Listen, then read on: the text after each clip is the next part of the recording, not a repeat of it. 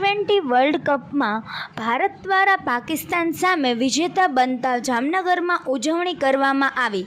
જામનગરમાં હવાઈ ચોક ખાતે ભવ્યથી ભવ્ય આતિશબાજી અને ફટાકડાથી ભારતીય ક્રિકેટ ટીમનો વિજય થયો તે ઉજવવામાં આવ્યો।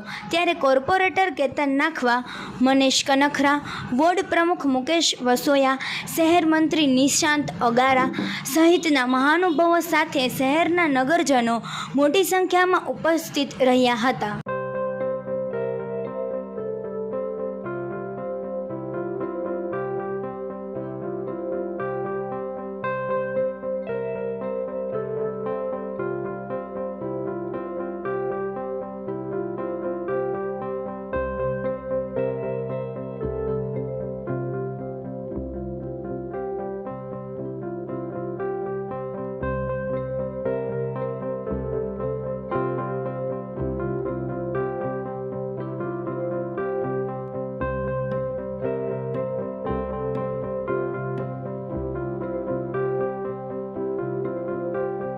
ऐतिहासिक दिवसे જ્યારે નરેન્દ્ર મોદી સાહેબ વિશ્વમાં ત્રીજી વાર એકમાત્ર એવા વડાપ્રધાન હોય કે જે શપથ લઈ રહ્યા હોય અને એ જ દિવસે ભારતનો એક ભવ્યથી ભવ્ય વિજય પાકિસ્તાન સામે થયો હોય, જે આપણો વિરોધી રાષ્ટ્ર કહી શકી, એની સામે ખૂબ રસાકસી બાદ અને આસાનથી જીત મેળવી હોય અને વર્લ્ડ કપની અંદર જે નારો હતો મોકા મોકા મોકા મોકા, એ મોકો સાર્થક થયો।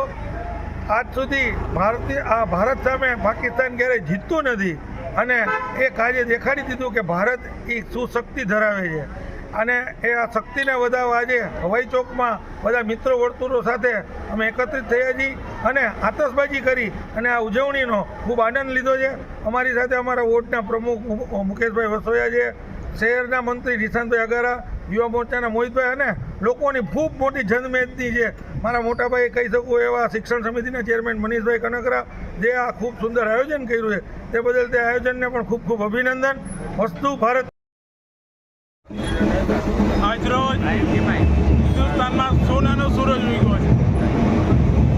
વડાપ્રધાન તરીકે નરેન્દ્રભાઈ મોદીની ત્રીજી વખત શપથવિધિ અને આ જ દિવસે પાકિસ્તાને લો સ્કોરમાં હિન્દુસ્તાને જે પરાજય આપ્યો છે એની ભવ્ય ઉજવણી આજરોજ હવાઈ ચોકમાં કરવામાં આવી છે। ડીજે, ઢોલ, આતશબાજી સાથે જામનગર શહેરનું દરેક યુવા માર્ગ આજ તમને હવાઈ ચોકમાં જોવા મળે છે। આનંદ ઉત્સાહના તહેવારમાં દરેક લોકો આજે આનંદ મોજ માણી રહ્યા છે। ભારત માતા કી